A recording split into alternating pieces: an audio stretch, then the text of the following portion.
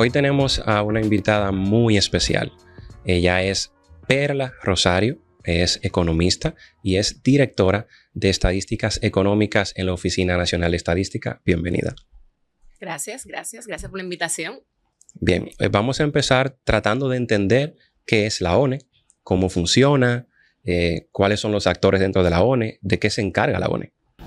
Bien, la Oficina Nacional de Estadística tiene como rol o misión, ¿verdad?, la producción de estadísticas oficiales, la difusión de las estadísticas oficiales, pero adicional también la coordinación del sistema estadístico nacional, que busca normar, ¿verdad?, la producción y ofrecer datos de calidad y oportunos para la toma de decisiones del sector público, del sector privado y la sociedad civil en general. Bien, bueno, y muchas personas tienen, digo que esa duda, que a veces ven una estadística que sale y dicen, ven que dice ONE y se quedan como con la duda de que esta institución es internacional, es nacional. Sí sucede que a veces no conocen las instituciones que son parte de su país. Ok, perfecto. Hablando de la Oficina Nacional de Estadística, ¿podría usted, Perla, decirnos cuál es la fotografía más reciente en República Dominicana del mercado laboral? Sí, primero entender que parte del rol de la oficina es coordinar y compilar información que producen las instituciones del Estado. O sea, no solo tenemos una parte que es de producción, pero también tenemos una parte que es de compilación. Y en cuanto al mercado laboral, la ONE produce, pero también compila de otras instituciones. La principal encuesta, o sea, la principal fuente de datos que tenemos de mercado laboral es la encuesta, la NSFT, que es la encuesta nacional continua de fuerza de trabajo que levanta el Banco Central. Y nosotros también hacemos compilación de esas estadísticas para publicarlas en nuestros portales. Pero adicional tenemos también la producción de otras informaciones, como es el directorio de empresas, que ofrece información de empleo, pero de empresas empleadoras formales. Y de igual manera recopilamos información que vienen desde la DGI y la TCS, que se procesan, entonces se publican a partir de nuestros productos. Básicamente utilizamos la NSFT y combinamos entonces con esas otras fuentes de producción. En cuanto a la información, a datos, lo de la información más reciente que tenemos es que durante el último trimestre del 2025, el Banco Central reportó que el desempleo se encuentra alrededor de un 5%. Bajó unos 0.8 porcentuales comparados con el 2024. Adicional, tenemos lo que es lo que antes se conocía como la desocupación ampliada y que ahora mismo se conoce como la población que tiene un potencial para entrar al mercado laboral, es decir, esa población que está inactivo en el empleo, pero que quiere buscar trabajo, está en un 9.1%. Si ven, son indicadores bien favorables, es decir, que no es un porcentaje tan alto, pero la cuestionante aquí no es la tasa de desempleo, sino más bien la calidad de desempleo, porque cuando desagregamos esa información en qué porcentaje son ocupados formales y qué porcentaje son ocupados informales, tenemos que alrededor del 53, 54, 55, que es lo que habitualmente ronda, se encuentran en el empleo informal y empleo de baja calidad o baja remuneración. Y por otro lado, tenemos que apenas un 48, ronda los 46, 48, 44% el empleo formal. Y luego si vamos a desagregar por grupos etarios, si desagregamos por sexo, entonces vemos mayores diferencias. Entonces, a lo que debemos de prestar atención es a la calidad del empleo y a la forma en la que los dominicanos, ¿verdad?, estamos siendo empleados. Qué bien, qué bien. Mira, y me surge una pregunta escuchándote hablar, y es acerca de las encuestas en sí. Esas encuestas, ¿cómo se realizan? ¿Qué tipo de muestra toman? O sea, ¿cómo hacen esas encuestas? ¿A quiénes se las dirigen? ¿Tienen un objetivo, un público objetivo específico? Igual con el directorio de empresas, ¿son unas empresas en específico? ¿Qué porcentaje del total de las empresas utilizan para tomar esos datos de ese directorio? Excelente pregunta. Cada encuesta y cada operación estadística tiene su población objetivo. Por ejemplo, en el caso de la NSFT, se pregunta a hogares. Es una encuesta de hogares que va directamente a personas. Por eso es un levantamiento que parte desde los ocupados, desde las personas. Y las encuestas económicas, como la encuesta nacional de actividad económica que levantamos en la ONE, es una encuesta donde el objeto de estudio son las empresas. Es decir, que se levantan los ocupados reportados por las empresas en TCS.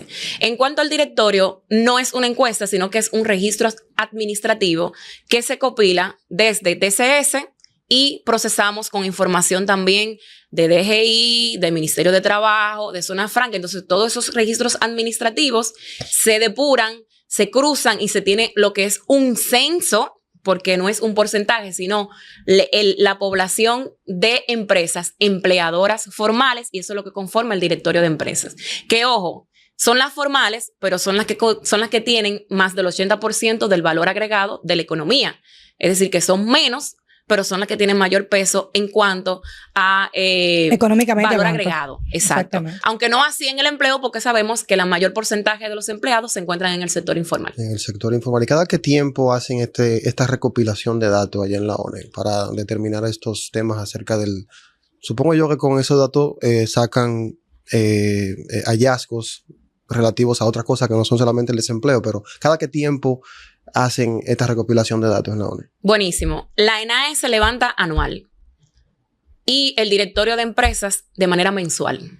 Y hacemos una publicación de un boletín trimestral y un informe anual donde publicamos demografía empresarial, que también se ofrecen datos sobre tasa de natalidad, tasa de mortalidad, que es creación y destrucción de empleos formales dentro del directorio.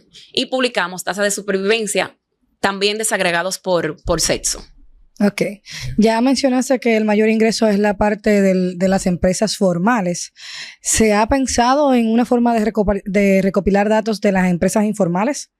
Desde la ONE no.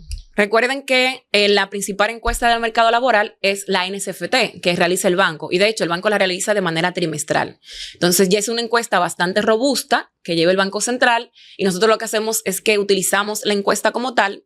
Y ahí sí tienen información de nivel educativo, por edad, por sexo y un poco más detallada. Es una encuesta más granudal porque va a los hogares. Perfecto. Es importante destacar que a partir de la NSFT es que se calcula el indicador de pobreza monetaria, que de hecho se lleva en la ONE junto con Hacienda y Economía y también el Banco Central en un comité de pobreza que también sacamos indicadores a partir de la NSFT. Ahora bien, me surge también otra cuestionante en cuanto al sector informal, que sabemos ya que por lo menos aquí en Latinoamérica el sector informal representa un gran porcentaje realmente de las empresas, o sea, en general, ¿verdad? Casi todas son informales, son MIPYME. Bueno, porque sean MIPYME no tienen que ser informal, pero ¿qué tan, digámoslo así, de qué tanta calidad usted considera que serían los datos que se tomen de las empresas informales, sabiendo que por ser informales probablemente no sean tan abiertos o puede que no den o no quieran prestar información precisamente por no querer formalizarse, ¿no? Mira, ahí hay que dividir. La NSFT en sí va a personas y la tasa de respuesta a encuestas a hogares son muy buenas. De hecho, superan el 90% de personas que responden la encuesta. Ah, bueno, porque lo que pasa es que haciendo encuestas a hogares, de ahí ustedes determinan si están en un trabajo formal o un trabajo informal, ¿no? Exactamente. Okay, por eso decía, vean dos fuentes. Unas son las encuestas a hogares y otras son las encuestas que van a empresa. Ya la tasa de respuesta a empresa es un poco más difícil, no solamente dentro de la informalidad, sino dentro de la formalidad. De hecho, las empresas formales son más cerradas a dar información que las empresas informales, que las MIPYMES. Entonces, para eso tenemos otra encuesta que no había mencionado, que es la en hogar, que es la encuesta de hogares con propósitos múltiples, donde levantamos un módulo en el 2013, levantamos uno reciente en el 2022, que identifica MIPYMES dentro del hogar. ¿Por qué? porque las MIPYMES informales no están registradas en ningún lado y es muy difícil de medir. Exacto. Entonces, ¿qué hacemos? Para poder captarla, vamos a los hogares y preguntamos desde los hogares quién tiene una MIPYME y caracterizamos esa MIPYME dentro del hogar.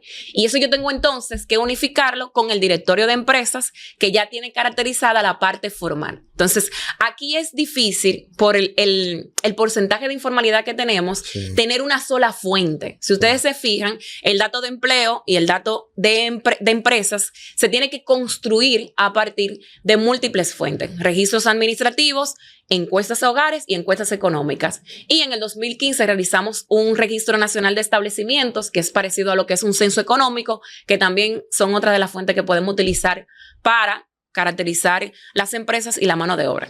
Wow, pero es un trabajo realmente, porque si te pones a pensar, básicamente hay que recopilar un montón de datos y bueno, hacer un análisis de todos esos datos.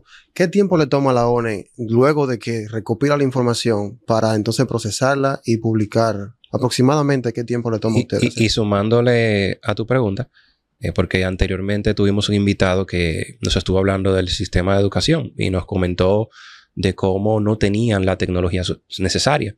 En la ONE cuentan con tecnología buena para poder recopilar esos datos, para obtener esa información. Sí, muy buena pregunta. Realmente las Oficinas Nacionales de Estadística cuentan con primero con un personal capacitado del área de estadística, economía, hay contadores, ingenieros, incluso civiles, dependiendo del levantamiento. Por ejemplo, nosotros tenemos un registro de fuentes de edificaciones donde es con ingenieros civiles, porque levantamos obras. Okay. Y adicional a eso, contamos con software o programas estadísticos que son diseñados para las distintas fases del proceso estadístico. Bien. Por ejemplo, usamos SPSS para el diseño de muestra, para el procesamiento podemos usar SPSS, Stata, tenemos tableros publicados, por ejemplo, en Power BI. Es decir, que el tema de la herramienta o la tecnología no es una barrera, sin contar de que tenemos más de 20 años realizando estadística. O sea, tenemos una gran trayectoria y lo que sí se ha evidenciado es que hemos mejorado significativamente en la oportunidad. Y eso ha sido a través de la automatización de procesos, la adquisición de nuevas tecnologías. De hecho, hemos estado explorando el tema de la inteligencia artificial para la producción estadística y yo creo que son ese tipo de avances, ¿verdad? Y de innovación que nos llevan a tener datos mucho más oportunos y de mejor calidad. Excelente. Bueno, ¿sabes que hace una década, según lo que pudimos investigar, República Dominicana figuraba entre las tasas más altas de desempleo juvenil? Y al día de hoy ese indicador ha bajado bastante, como bien lo has mencionado, o sea que estamos haciendo un excelente trabajo. Y se acerca al promedio regional con mejoras frente al pasado, pero aún así persisten algunas brechas de género y otras cosas en cuanto a los jóvenes. Entonces, la pregunta sería, desde la perspectiva de la ONE, ¿qué reflejan los datos más recientes sobre específicamente el desempleo juvenil en República Dominicana y cómo ha evolucionado esto en los últimos años? Efectivamente, como menciona, esa pregunta es muy atinada. Realmente la tasa de desempleo juvenil ha venido bajando. Lo que debemos de preguntarnos, ¿cuál es la calidad de ese empleo? Y si existen brechas dependiendo de los grupos. Todavía existe brecha entre la población más joven y la población más adulta. Claro, esa brecha cada vez es más cerrada. De hecho, prácticamente tienen la misma tasa de desempleo, pero el desempleo informal es más predominante en jóvenes que en los más adultos. Entonces, eso te dice a ti que todavía es un empleo un poco más precario. Hay que ver ahí el tema de salario, las diferencias salariales entre los grupos más pequeños y los grupos más adultos. Y por género hay también brechas significativas. Las mujeres tienen menor tasa de ocupación que los hombres. Y si vamos al comparativo de salario, también. Por eso tiene su explicación. No es necesariamente un tema de discriminación. De hecho, las mujeres somos la que tenemos la mayor matrícula universitaria actualmente. Sí. Y tú esperarías que sean, ¿verdad?, la que en términos de remuneración también creciera. Claro. Aunque sí se ha manifestado un crecimiento. De hecho, la tasa de ocupación femenina ha crecido. De hecho, hay sectores que si miran el directorio de empresa están siendo feminizados. Es cierto que existen brechas sustanciales en cuanto al salario, pero también tiene que ver con el tipo de carrera y el tipo de actividad en la que nos estamos colocando. Por ejemplo, nosotras las mujeres somos más propensas a estar en actividades de servicios, como son información y comunicaciones, no estamos adentrando ahí, alojamiento y servicio de comida, en actividades administrativas y de apoyo, pero que no necesariamente son las que generan mayor valor agregado y mayor salario. Los hombres, aunque son los que tienen menos matrícula, se emplean, ya sea como profesionales o operarios, en carreras como explotación de minas y canteras, suministro de electricidad e industria manufacturera, que son los sectores que también pagan mejor salario. Entonces, eso significa que nosotras, las mujeres, debemos de evaluar esos nichos, tal vez esos mercados que ofrecen un mejor salario para poder reducir lo que son las brechas. Igual, si vemos la tasa de ocupación por urbano-rural, hay una mayor tasa de desocupación en las zonas rurales comparado con las zonas urbanas. O sea, que cuando alguien sale en televisión o en algún programa diciendo que las mujeres en estos momentos la tienen muy difícil, que no están consiguiendo empleo, que la matriculación de las mujeres es baja, no es real. Realmente... Un tema importantísimo que ha tocado Perla, porque nos vamos a la parte donde está la denigración, la parte de por el sexo, que porque eres femenina, y ella acaba de aclarar que eso es más por la profesión a la que te inclinas o el tipo de trabajo que eliges. No es solamente porque seas mujer o seas hombre, sino que si tú eliges una matrícula de administración, de servicio, hospitalidad, en el caso de la hotelería y demás, pues el beneficio, económicamente hablando, es muchísimo menor que el trabajo que mayormente ocupan los masculinos, que es la parte de las obras, electricidad y demás, que es la parte mejor pagada en el país. Sí, mira, te voy a dar un dato. De hecho, los sectores donde las mujeres tienen más presencia es donde hay más mujeres como máxima autoridad.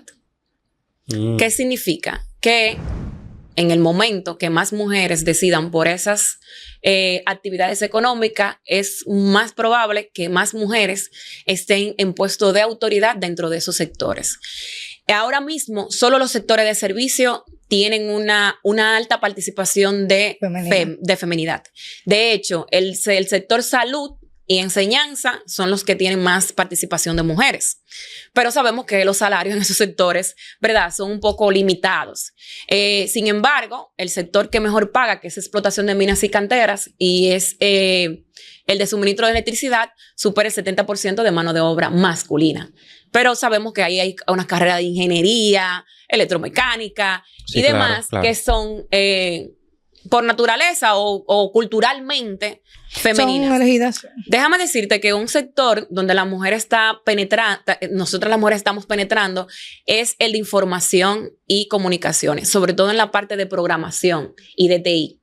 De hecho, ya en las instituciones, por ejemplo, en la oficina antes, tuve en la parte de tecnología, una mujer era un milagro. Un milagro, sí. Ya hay mujeres que son soporte técnico, que son programadoras, que son diseñadoras. Entonces, eso implica que no es que se le están cerrando la brecha, sino que en la medida que podamos entrar a esas carreras, tenemos más oportunidad de acceder a un salario más competitivo y también a trabajos más dignos. Bien. Ahora bien, el Estado está tomando acciones en cuanto a esto. Tal vez hay cuotas para algunas instituciones de empleos a mujeres o tal vez de posiciones gerenciales. Mira, esa pregunta de que si el Estado está tomando iniciativas para ¿verdad?, cerrar la brecha, yo creo que las iniciativas del Estado son generales. Okay. Por el momento. Existe lo que es el Marco Nacional de Cualificaciones. En ese Marco Nacional de Cualificaciones levantamos una encuesta que se llama ENDACE. Es la encuesta de detección de necesidades de habilidades en el personal ocupado. Es decir, esa encuesta tiene como objetivo medir si lo que están demandando las empresas se corresponde con lo que está ofreciendo el mercado laboral y los currículos educativos. O sea, las formaciones universitarias se corresponden con lo que los empresarios están demandando. Entonces, resulta y acontece que más de la mitad de los empresarios dijeron o señalaron que tenían dificultad para cubrir vacantes, de que las personas que contrataban llegaban con necesidades de capacitación porque no necesariamente las formaciones académicas se correspondían con la demanda del mercado laboral. Mira, y eso es muy importante porque si hablamos de desempleo juvenil, tenemos que hablar de educación. O sea, un joven que tú lo tengas estudiando 4 años, una cuestión a la que luego él salga a buscar trabajo y no lo encuentre precisamente porque eso no es lo que están demandando las empresas.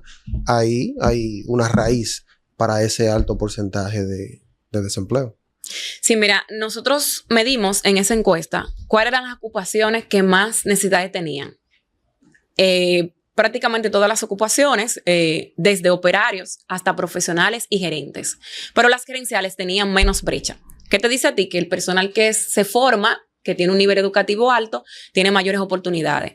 Los operarios, por ejemplo, las habilidades que más necesidad tenían para fortalecer eran, por ejemplo, la comprensión de un manual, la lectura comprensiva, la resolución de problemas complejos, incluso la resolución de problemas básicos, la utilización básica de tecnología, de un Excel, un PowerPoint, o sea, pensando en lo básico a nivel de tecnología e información, tenemos muchas necesidades y eso implica un costo para la empresa porque tiene que invertir en esa capacitación y peor aún, en la encuesta nacional de innovación, más del 15% de las empresas dijeron que no podían innovar porque su personal no tenía las cualificaciones necesarias para asumir esa innovación.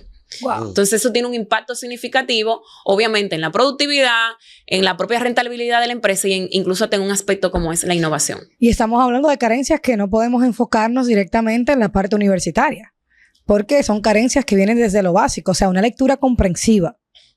El tú no comprender una problemática de una lectura, sí, claro, un sistema un manual, como un manual, un PowerPoint, un Excel, es algo que tú aprendes en la básica, en la secundaria, en un colegio. O sea, que el problema no viene desde ya no viene desde la media, sino desde bachillerato y básico. Sí. Por otro lado, del tema de las carreras, hay carreras que están muy saturadas. Sí. Si tú tienes que competir, por ejemplo, un contador tiene que competir en el mercado, se le hace difícil. Sin embargo, tenemos otra carrera con muchas aperturas que tienen muchas plazas, como por ejemplo, que no solamente compiten en el mercado nacional, sino que compiten en el mercado internacional con todo el tema del teletrabajo. Y son las, por ejemplo, de programación, ciencia de datos, las carreras que están vinculadas a las STEM o el mismo tema de diseño. Por ejemplo, yo conozco personas que tienen una oficinita donde se dedican a hacer diseño arquitectónico y venden eso a empresas internacionales y lo hacen desde el teletrabajo. Entonces, hay muchas carreras que tienen mucha oportunidad, pero que nosotros por el miedo que tenemos a la matemática, a la estadística, al cálculo, no incurrimos. Entonces, estamos muy abocados a carreras como educación, medicina, administración de empresas, que no está mal, pero que realmente entiendo ya estamos que saturados. Estamos saturados. Entonces, y yo estoy esperando como ese momento donde hubo un auge así súper, donde todo el mundo quiso estudiar educación por ese 4%, donde todo el mundo se fue a esas carreras por economía y se perdió la pasión. Yo estoy esperando que también esas personas se vayan al sistema. Porque se está hablando de que ahora mismo las carreras mejores pagadas están en esa área. Y si estaban buscando la parte económica y perder la pasión, pues que migren a ese tipo de carrera. Sí. Porque lamentablemente ya no nos cabe un abogado más. No nos cabe un profesor más. Pienso, hablando sobre eso, de que lamentablemente muchos de nosotros chocamos con una pared. ¿A qué me refiero? Cuando terminamos el bachillerato, no sabemos cuáles son las carreras que están rentando. No sabemos cada ciudad qué tipo de profesional necesita. Ahí pienso que instituciones como el MINER deberían hacer algo. Recientemente hicimos una propuesta en donde integrábamos lo que era que un joven al culminar su ciclo de bachillerato pueda ver cuáles son esas carreras del futuro. Porque cuando yo terminé, a mí no me hablaron de ninguna carrera del futuro. ¿A ti te hablaron de alguna? ¿A ti te hablaron de alguna? De ninguna. Entonces, sí, pienso que sería muy valioso que se piense en algún tipo de estrategia. Pero retomando la conversación, me gustaría saber cuáles son las principales razones detrás de esa cifra. O sea, cuáles son las principales barreras que enfrentan los jóvenes actualmente para acceder a empleos formales. Sí, bueno, parte de lo que veníamos conversando, hay un tema, tú tocaste un punto muy importante, que es el tema de la orientación. Correcto. Y yo creo que las deficiencias que tenemos no es de un nivel, creo que son de todos los niveles. De todos los niveles. Si tú no tienes una buena formación básica, por ejemplo, si tú no eres bueno en matemática, en razonamiento, tienes ciertos aspectos, tú no vas a acceder a carreras como, por ejemplo, economía, ciencia de datos, programación y demás. Hay jóvenes que logran superar esas barreras porque tienen una orientación y demás. Y yo creo que necesitamos es esa parte de orientación a los jóvenes de qué es lo que está demandando el mercado laboral y también te voy a decir algo, es una oportunidad a que hogares, tal vez a jóvenes que vienen de hogares que vienen de hogares un poco más, ¿verdad?, de carencia, hogares pobres, hogares que tienen menos oportunidades, vean la educación y vean el empleo como una forma de salir de ese círculo vicioso. Claro. Por eso que ustedes ven ahora mismo que un alto porcentaje de la población quiere ser influencer. Sí. Y quiere trabajar en redes sociales o quiere ser creador de contenido, que no está mal, pero es un peligro cuando tan alto porcentaje de jóvenes solamente quiere hacer eso. Claro. Y eso tiene que ver un poco con la deficiencia también en términos de orientación, educación y demás, que creo que se debe de hacer desde el nivel básico. De hecho, hay universidades en el exterior que te dan una prueba de aptitudes. Usted no puede entrar a una carrera si usted no tiene aptitudes para cursar esa carrera. Entonces, eso va a evitar ¿qué? La deserción, señores, dentro de las universidades. Tú tienes personas que se inscriben en una carrera y luego que están ahí se dan cuenta que no tienen las aptitudes. Así es. Y no terminan. Por otro lado, tú mencionaste un punto muy importante. No todo el mundo tiene las habilidades para cursar una carrera universitaria. Ni necesariamente tiene que cursar una carrera universitaria. Está el nivel técnico, que es muy bueno. Eso te iba a preguntar. Hay formación técnica tan buena que te puede pagar un salario igual o más que una carrera universitaria. Por ejemplo, tenemos el ITLA ahí, que para mí es un instituto genial, sí, donde tú tal vez con un curso técnico de 2 años, 3 años, que es más corto, que es más especializado y que de hecho está comprobado que demandan muchísimo el mercado laboral, tú puedes entonces acceder a un mercado más competitivo. Así es. Entonces, creo que junto, ¿verdad?, con el desarrollo de un currículum, que yo creo que el Estado ha venido haciendo esfuerzos muy interesantes con respecto a eso, y la promoción de carreras más técnicas, pudieran los jóvenes tener más opciones. Tú sabes que hay una creencia popular que dice básicamente eso, que para uno conseguir trabajo o ser, digámoslo así, que exitoso en su carrera, hay que ser su proyecto de vida, no necesariamente en este tiempo hay que ir a la universidad. Entonces, ¿tú consideras que hay datos que sustentan esa afirmación? Que es cierto. O sea, tú con una carrera técnica puedes conseguir trabajo y tener éxito laboral. Sí, de hecho, los mismos egresados del ITLA son personas que tienen muy buenas oportunidades de trabajo, muy buenas oportunidades salariales. De hecho, por ejemplo, un programador del ITLA fácilmente te trabaja para una multinacional. Y de hecho, nosotros que hemos tenido a veces la oportunidad de captar personas de esa área, nosotros, ni siquiera el Estado tiene un salario competitivo para esas personas. Wow. Para esos jóvenes que salen del ITLA.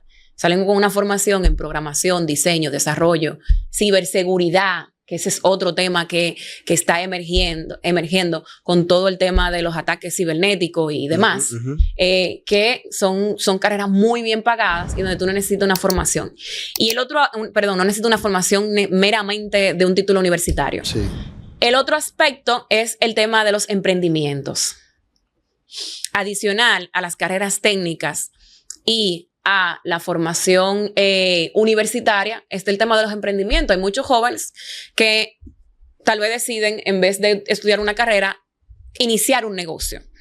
Y otro aspecto que hace que la gran parte de los emprendimientos fracasen o no perduren o no lleguen a un nivel de madurez que puedan alcanzar una formalidad o un crecimiento es el tema educativo.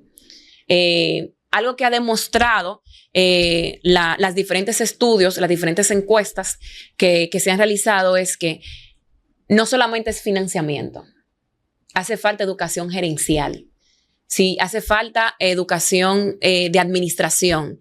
Claro. Tú tienes un joven que empieza un emprendimiento, pero no tiene ninguna formación en cuanto a gerencia, finanzas, cómo gestionar su negocio de la mejor manera, cuándo invertir, qué dinero tú no debes de tocar, cómo estudiar el mercado, cómo usar información, por ejemplo, cómo incluir información dentro de tu negocio. Es un negocio que tiene pocas posibilidades de crecer. Sí. Entonces, el emprendimiento también es una salida.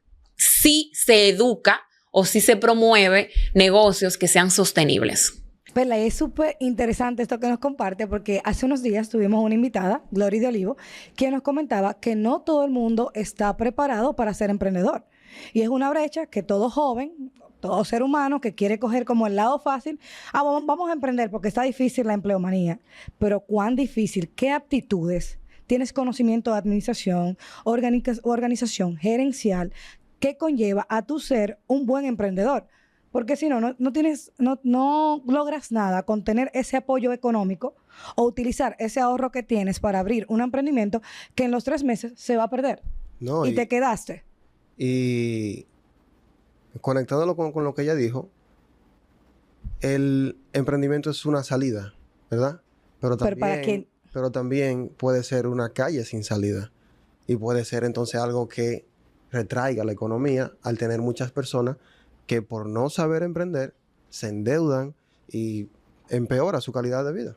Sí, de hecho, la desventaja más grande la tienen las MIPYMES, no solamente dentro de la informalidad, sino también dentro de la formalidad. En los indicadores de demografía empresarial que nosotros presentamos de manera anual, se tiene, por ejemplo, que el 25% de las empresas MIPYMES dentro de la formalidad dejan de reportar al tercer año.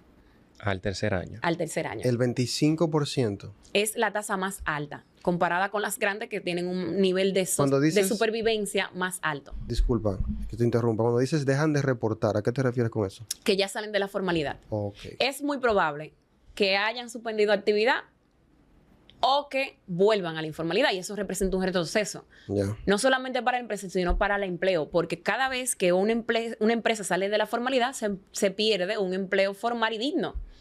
Un empleo que paga seguridad social, que tiene ciertas garantías. Entonces, eso te dice a ti que no es solamente un reto para las informales, también hay un reto para las formales, y está muy asociado a aspectos de financiamiento, educativos y de gestión empresarial, incluso de saber lo que tú vas a ofertar.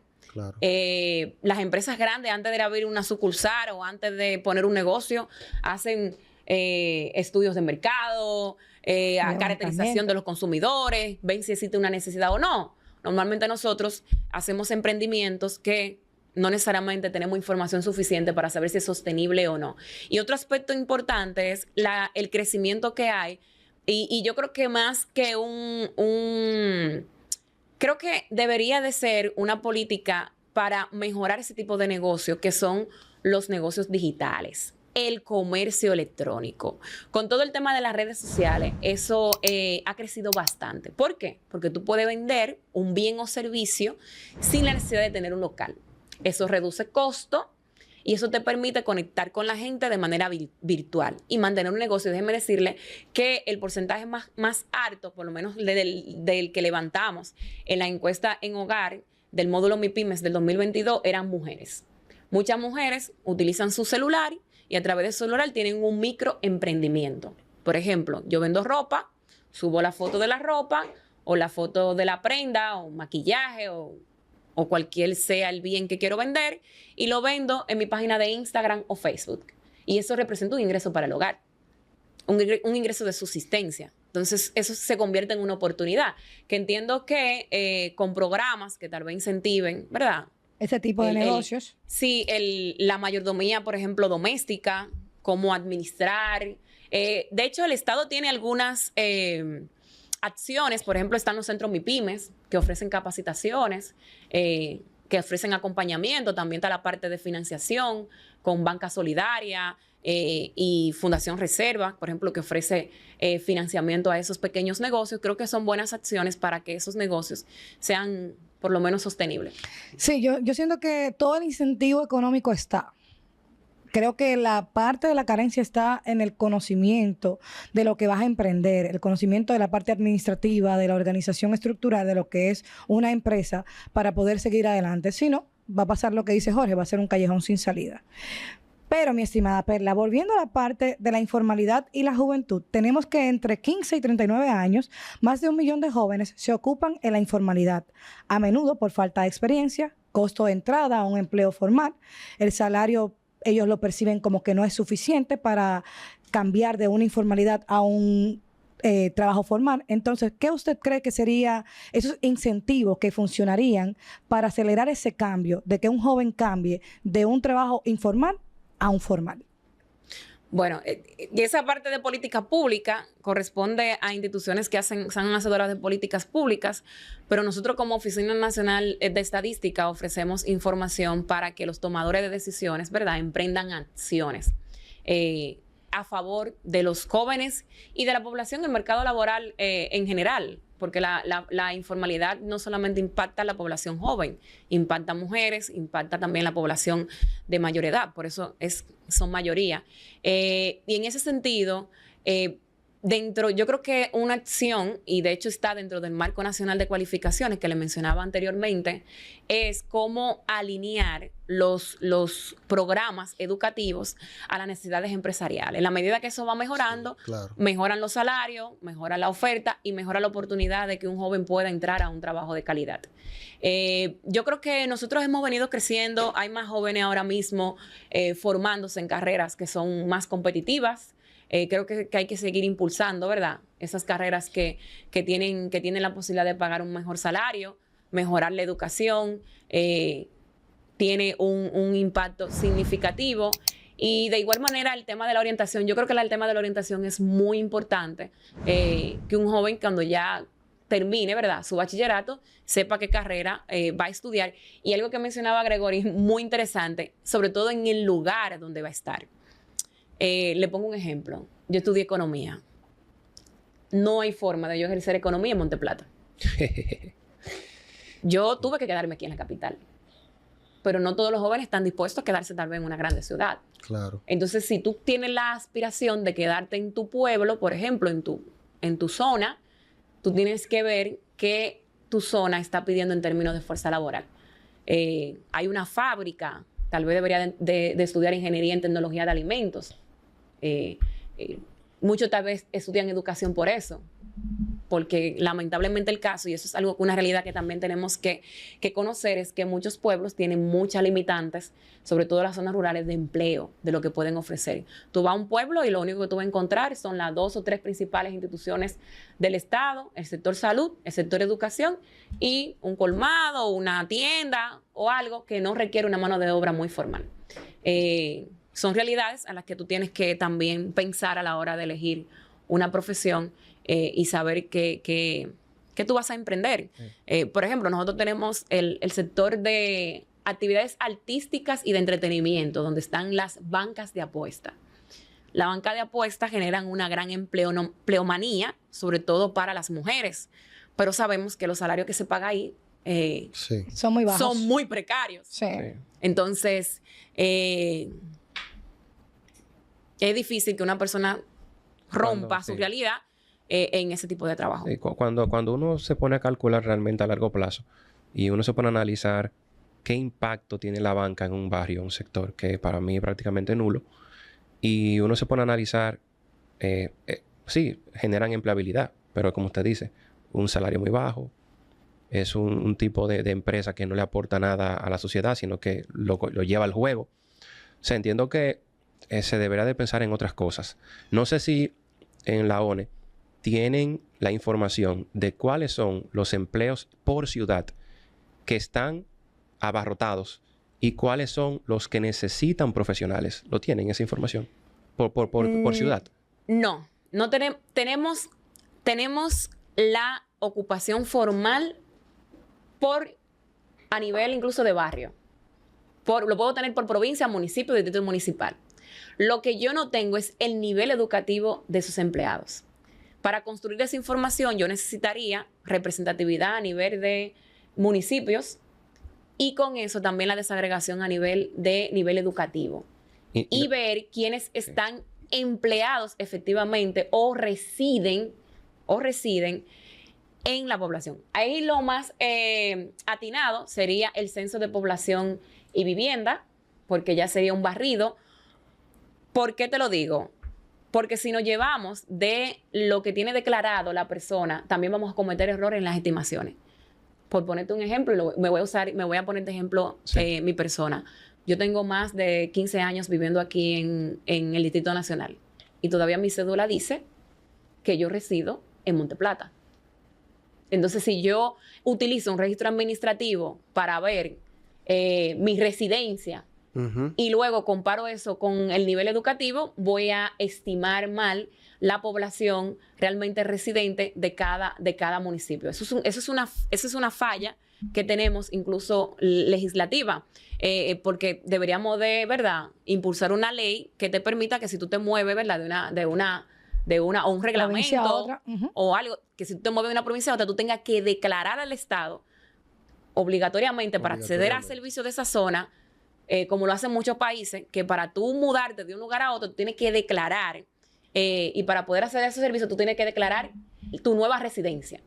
Entonces, por eso el censo todavía es muy necesario, porque el censo mide migración interna. Con el censo, midiendo migración, ahí hay preguntas de nivel educativos, pudiéramos ver entonces esa sería interesante, pregunta. Por ejemplo, vamos a suponer que yo soy un joven que voy a empezar a trabajar y que yo pueda acceder a la ONE y decir, bueno, déjame ver en Monte Plata cuáles son los empleos que se están dando. Y que un ejemplo yo tenga dos opciones. Me gusta la tecnología, vamos a suponer, y quiero ser licenciado en administración de empresas. Cuando veo empresas y digo, wow, esto está abarrotado. Aquí no me van a pagar bien. Busco los salarios que se están pagando y lo comparo con tecnología y yo ya puedo de una manera más inteligente elegir qué puedo estudiar o hacia dónde puedo ir. O si quiero ser licenciado, ¿en cuáles ciudades necesitan licenciados? O sea, entiendo que sería poderoso contar con información de ese nivel. Sé que tendría su margen de error, pero entiendo que mejorándose una que otra cosa se podría lograr algo positivo. El censo dará luz con respecto a los residentes y el nivel educativo de los residentes, pero yo creo que la información del directorio te puede ser muy útil. La información del directorio tiene las provincias y los municipios donde están ubicadas esas empresas y tú, por la actividad a la que se dedica la empresa, tú puedes pensar en qué mano de obra le requiere. Por ejemplo, si tú tienes una manufacturera, es muy probable que la mayor parte de la población de una manufacturera sean obreros y sean operarios de máquinas. Entonces, supongamos que sea una zona franca. Todo el mundo sabe que la mayoría de las zonas francas son para textiles, hay para productos médicos y demás. Entonces, tú pudieras pensar, bueno, en mi provincia hay una zona franca. Yo quiero trabajar en esa zona franca. ¿Cuál es el salario que se paga en esa provincia? Y tomar una decisión. Porque sabemos que hay diferencias salariales dependiendo de dónde esté ubicada o no la empresa. Sí, mira, y volviendo un poco al tema de la informalidad y los jóvenes, y tocándolo con lo que Icaria mencionaba de los incentivos, yo entiendo que realmente los incentivos ya están. Porque, o sea, ¿quién no va a querer trabajar en un empleo formal donde tú vas a tener todos los beneficios de ley, todas las seguridades que te da el Estado, ¿verdad? Por estar ahí. Pero más que nada entiendo que es un tema de también la barrera que aplican a veces las mismas empresas para los empleos de entrada. Barrera ya educativa, que lo vimos ya con lo que mencionaste de la educación. ¿Hay algún dato en la ONE que hable acerca de lo que las personas están estudiando y en lo que terminan trabajando? ¿Qué relación hay? ¿Hay un desfase ahí en eso? ¿Hay algún dato que se recoja en ese sentido? No de manera combinada. Okay. Tú vas a tener la información de la matrícula universitaria que están estudiando las personas y va a tener, por otro lado, la cantidad de personas por ocupación o profesión. O por nivel educativo, bueno, la NSFT tiene la cantidad de personas ocupadas por nivel educativo. la NSFT te puede dar más luz en cuanto a esa información. Sí. Mira, y una pregunta. ¿Tú consideras o se considera en la ONE que la informalidad afecta más? O sea, hay datos que sustenten el hecho de que la informalidad afecte más a los jóvenes que a otros grupos poblacionales. ¿Se pudiera decir eso? Sí, de hecho la informalidad es más alta en grupos más jóvenes, por el mismo tema de que también tienen mayor tasa de desempleo, pero la brecha se ha venido cerrando. Okay. Básicamente, como mencionaba ahorita, más del 50% de la población en sentido general trabaja en la informalidad. También afecta considerablemente a las mujeres, que son las que tienen menos tasa de ocupación. Por ende, a veces la salida es un empleo informal. Pero en realidad la informalidad es un tema es un problema nacional. Bueno, no necesariamente un problema, sino un reto. Un reto nacional, donde el Estado, de hecho, tiene como meta dentro de su planificación que crezca el empleo formal. Claro. Ha sido un poco difícil reducirla. De hecho, cuando lo medimos por el empleo es un 50 y tanto %, pero cuando lo medimos a nivel de unidades económicas sobrepasa el 90%. Lo que pasa es que ese 2% concentra la mayor cantidad de empleos. Sí. Pero realmente, en términos de unidades, es bastante. Somos una economía que tiende a la informalidad. Y sí, es una realidad con la que tenemos que vivir y que el Estado impulsa políticas públicas para tratar de reducir esos porcentajes. Y creo que es una tendencia realmente en Latinoamérica. Y tiene que ver, digo yo, no sé, no soy economista, pero tú sabes, uno lo escucha en la calle y uno lo ve con el tema tal vez de las mismas políticas, el tema de los impuestos, tal vez cómo se maneja. Sabe que las empresas formales, el porcentaje de impuestos que pagan, por lo menos aquí, es bastante alto. Y, de nuevo, hay que tener una educación, una formación muy, muy, muy atinada para tú poder hacerle frente a esas barreras que tal vez hagan que no sea tan rentable tener una empresa formal. Es multifactorial. Es multifactorial. Yo creo que no hay un solo factor que implique que una empresa sea formal o informal. Está el tema impositivo, la carga impositiva, que de hecho no tenemos no estamos tampoco con una carga impositiva fuera de los rangos regionales. De hecho, creo que hay un tema también educativo. Por ejemplo, las MIPYMES tienen un régimen simplificado. No pagan igual que las grandes. Tienen facilidades para que ellas puedan registrarse. Y de hecho tienen forma de que no llenen un formulario como el R1 tan complejo, tan extenso, que es lo que se llama en el régimen simplificado, y esas son facilidades que el gobierno ha creado para que las empresas puedan formalizarse. Y crearon la ventanilla única, donde tú puedes hacer todo tu proceso de manera simple y rápida, sin mucho papeleo. Luego está el tema de la propia organización. No llevan un registro contable, no tienen un personal dedicado a tiempo completo tal vez para eso, tienen un tema de costo que eso les genera tal vez un costo más allá de lo que puedan asumir. Son muchas cosas y va a depender del tipo de actividad a la que se dedique, va a depender incluso el nivel de formalidad. Como te decía ahorita, hay muchas empresas que cotizan y están dentro de la formalidad, pero no están lo suficientemente preparadas para lo que viene. Sí. Entonces terminan desistiendo. Bien, yo pensaría y creo que entiendo que en cierto punto no tiene que ver tanto con la ONE, pero una persona que emprenda en un negocio, entiendo que necesitaría otro tipo de flexibilidad. Por ejemplo, si yo soy una persona que empecé con un restaurante, los impuestos entonces, como soy nuevo emprendedor, no me lo pongo al 100% como se está cobrando, cobramos un 50% al ser nuevo emprendedor. Posiblemente también tengo que pagar seguridad social a los empleados que estén conmigo. En ese caso, digo, sería como que buscar una flexibilidad, no solamente en el tema del registro y demás, sino el económico. Porque en este país, colocar una empresa y que avance es difícil. Y cuando uno se ve amarrado a pagar seguridad social, a pagar un sinnúmero de cosas que se influyen ahí, muchas personas terminan simplemente renunciando.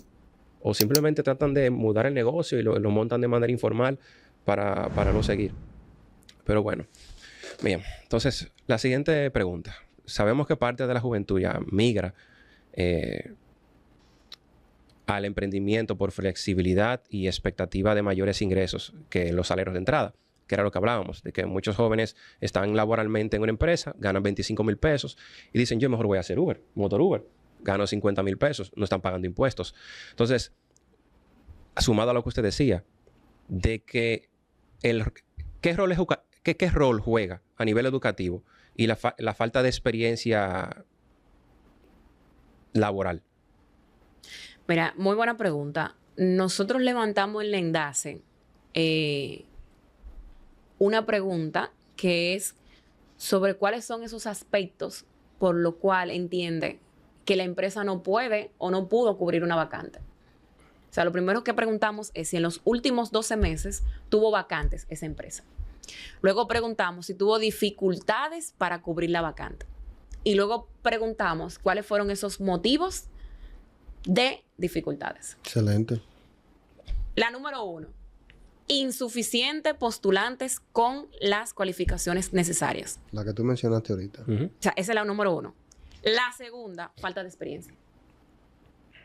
Falta de experiencia. Entonces, y cuando digo los postulantes es porque tú puedes tener 100 personas que postulen a un puesto, pero de esas 100 personas, solo 2 personas tenían las cualificaciones, pues entonces tú no tienes 100 postulantes, tú tienes solo 2.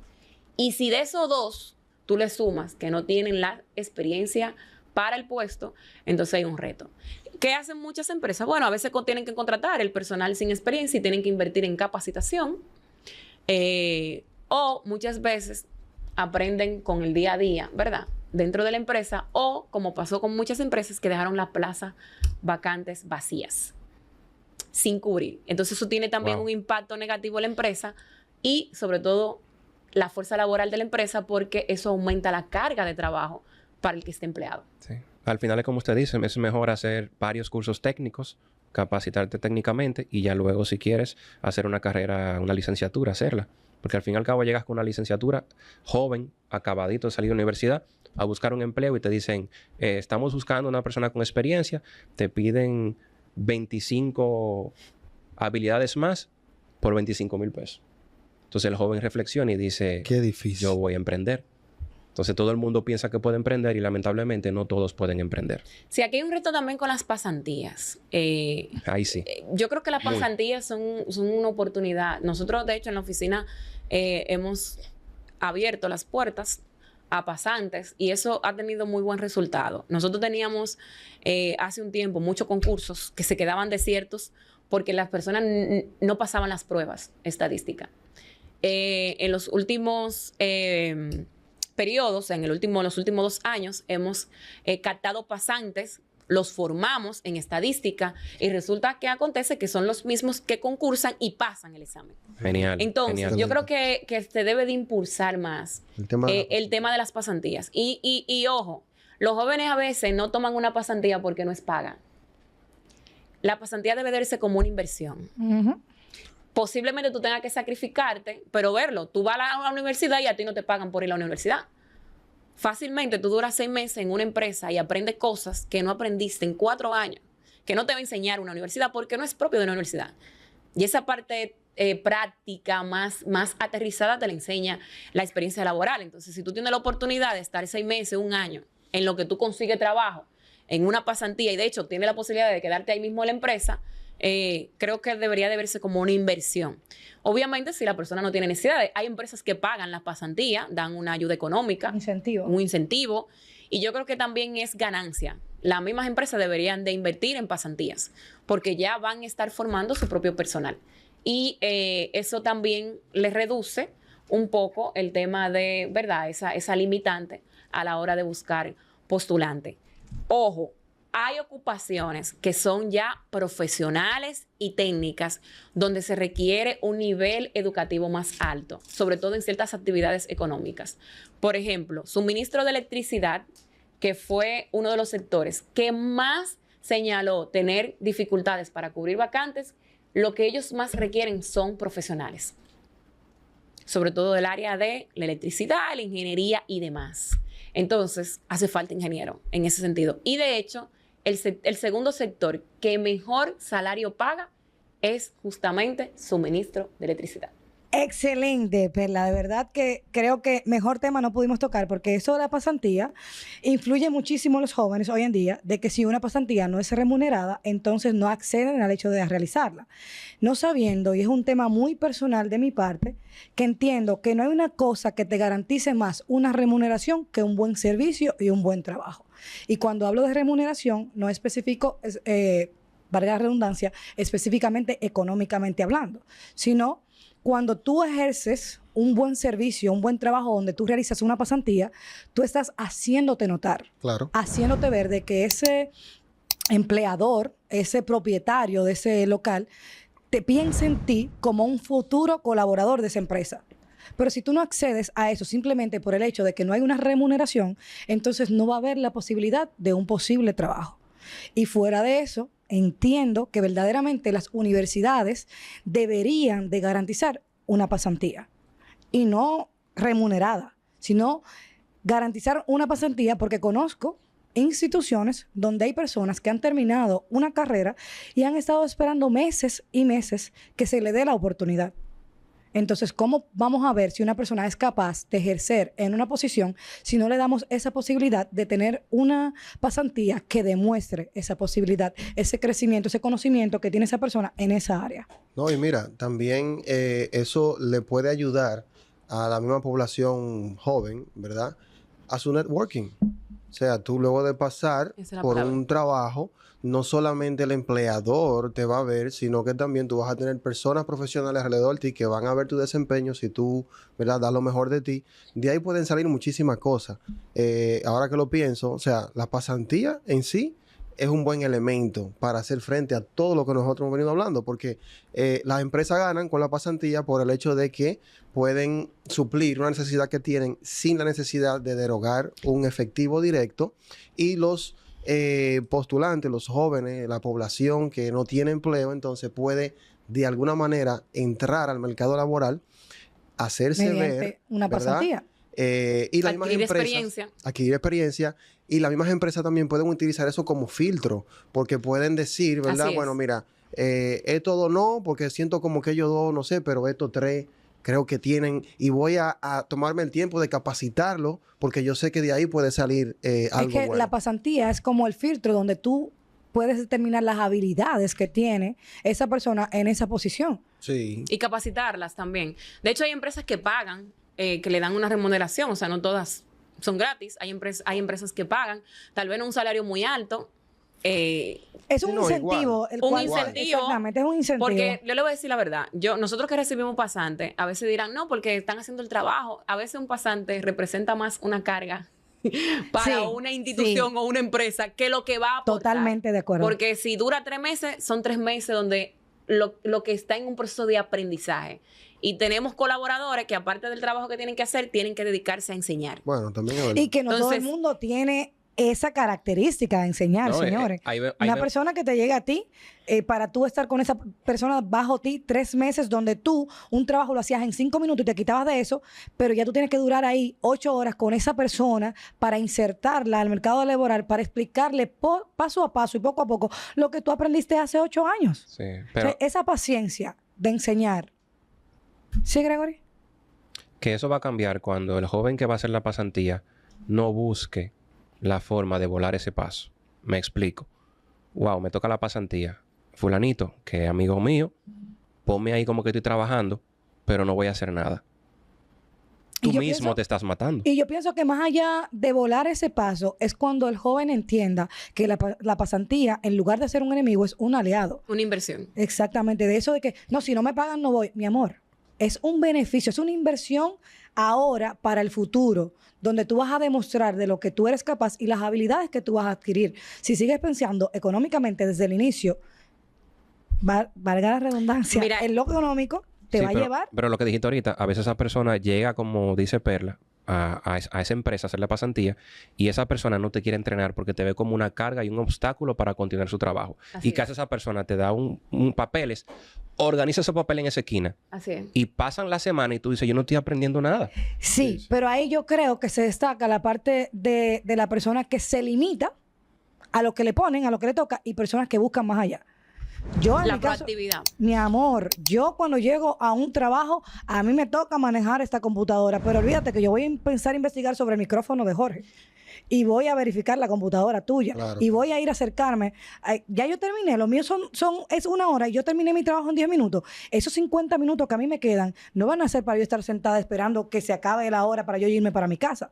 Esos 50 minutos son de inversión en la parte de conocimiento para yo saber cómo se maneja todo para cuando mañana Jorge falte y digan, ¿y quién va a cubrir a Jorge? Yo pueda levantar la mano y decir que tengo conocimiento en cuanto a...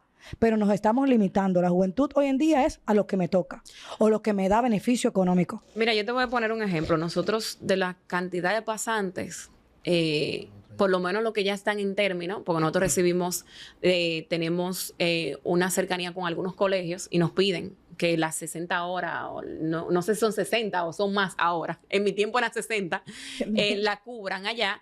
Y lo que te puedo decir es que por lo menos los que ya están saliendo del bachillerato y que tienen una carrera afín a nuestro quehacer, porque hay algunos que deciden estudiar otras cosas, obviamente la pasantía no es muy útil, pero para los que han decidido estudiar economía estadística o ciencia de datos, que por cierto, muchos pasantes que no sabían que iban a estudiar, después de llegar a la ONE, tener la pasantía, le gusta la estadística, le gusta la economía y después incluso ellos mismos nos comunican que decidieron estudiar esa carrera porque le gustó lo que vieron.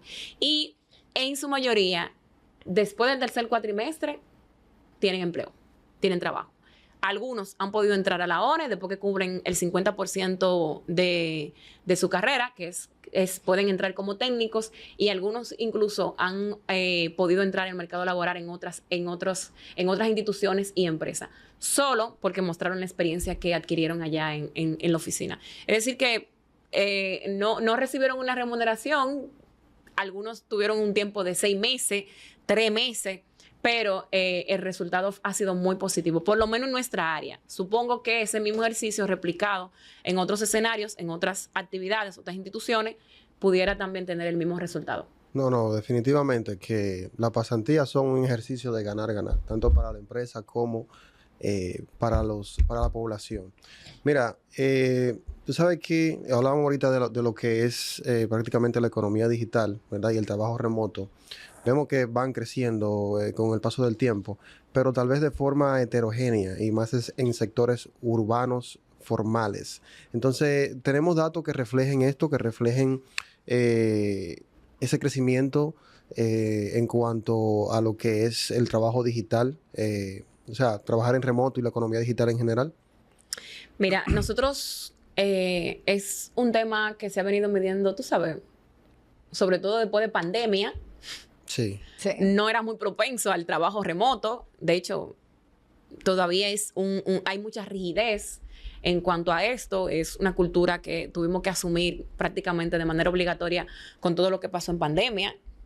Y yo te voy a decir la verdad, las empresas que sobrevivieron o que tuvieron mayor oportunidad fueron las que pudieron adaptarse a esa nueva realidad.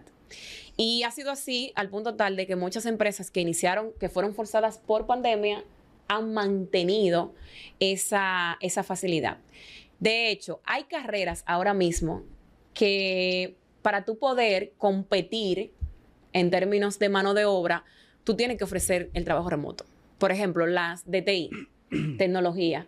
Es un personal que, como digo, tiene una alta demanda. El Estado, vamos a decir, no tiene un salario, como se maneja por escala salarial, es muy rígido en términos salariales. Sí. Si algo sobrepasa la escala, por ejemplo, se le paga 150 mil pesos a un programador, señores, ya 150 mil pesos por un programador, Chelito. son 2 cheles. Cuando esa persona se emplea por 4 mil o 5 mil dólares para una empresa trabajando desde su casa. Y no solamente eso, vienen las empresas internacionales, le hacen una oferta y él te dice, él llega con una chancleta y un pantalón corto y te dice, si no me dejas trabajando remoto y a esta hora, búscate otro.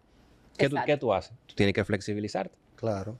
De hecho, por eso mismo, el Estado implementó o promulgó una política desde el Ministerio de Administración Pública que está en vigencia de adaptación y ver para que las áreas como TI puedan implementar el teletrabajo. Ya se pueden hacer contrataciones dentro del Estado para la modalidad de teletrabajo, para poder competir en ese sector con las empresas. Bien. Porque no había forma. Entonces, yo te pago a ti por lo entregable, por un producto entregable. Entonces, ¿qué te dice a ti eso?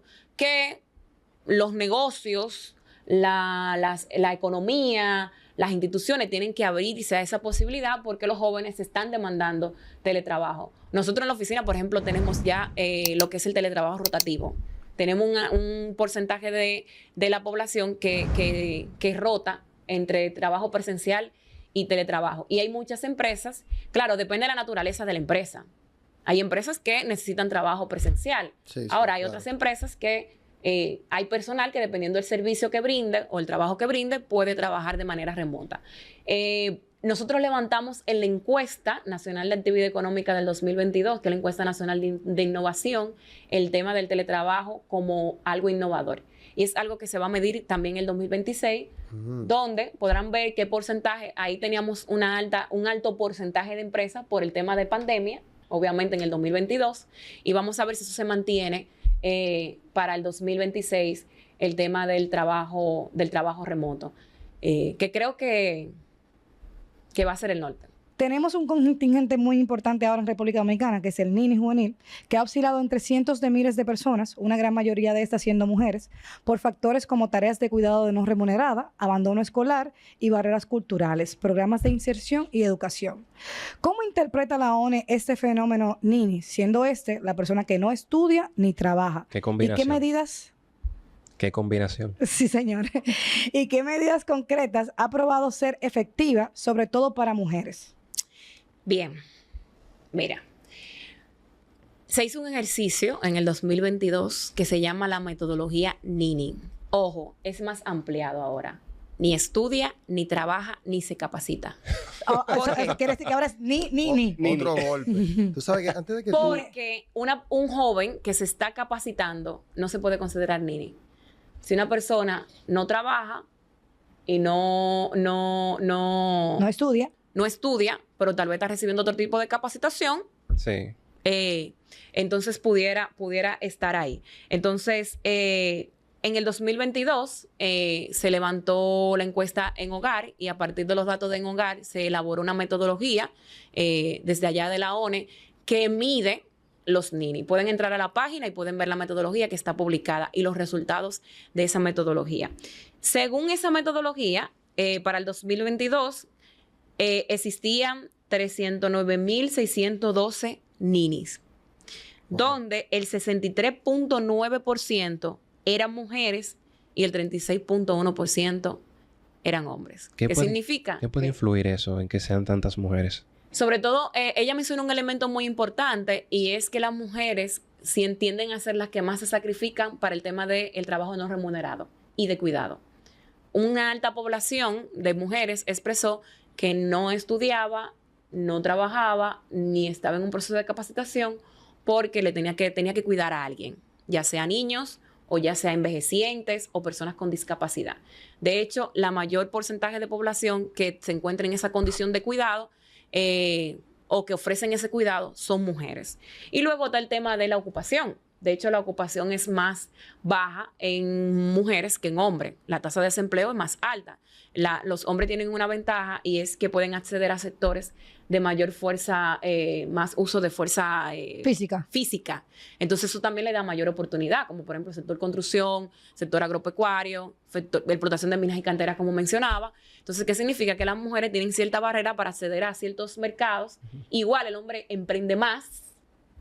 Y en ese sentido, hay una alta tasa también de mujeres que se dedican a lo que son amas de casa o trabajo no remunerado, que también se debe de medir como un trabajo.